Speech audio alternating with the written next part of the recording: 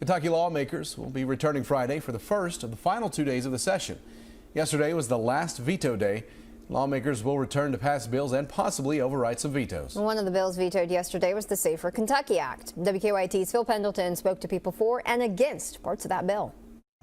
There have been dozens of bills signed into law over the last several weeks, including a new 2-year state budget. Other bills have been simply sent to the Secretary of State's office without the governor's signature, including a bill that would let veterans or guardians serve as school resource officers, and still other bills have been vetoed. One of the largest bills that have been vetoed is House Bill 5, the Safer Kentucky Act. The legislature will likely take up an override of that when they return.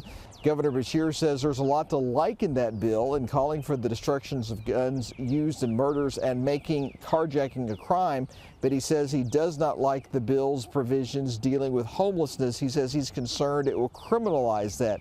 People with a homeless organization in Somerset say they are also concerned about that.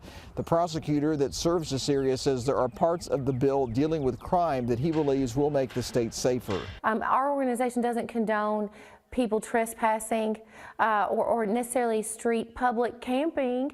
However, where do we want Kentuckians to go that don't have housing? The people who need to be worried about this bill are people who are convicted felons who feel like they need to have a gun, or people who feel like they need to commit crimes while armed with a gun. If you're in those two categories, House Bill 5 is not for you. The governor has signed a number of bills that have been made into law, including one that would create a new endowed research fund for colleges and universities. That was Senate Bill 1, sponsored by Senate President Robert Stivers, and also a bill that would curb human trafficking in House Bill 3.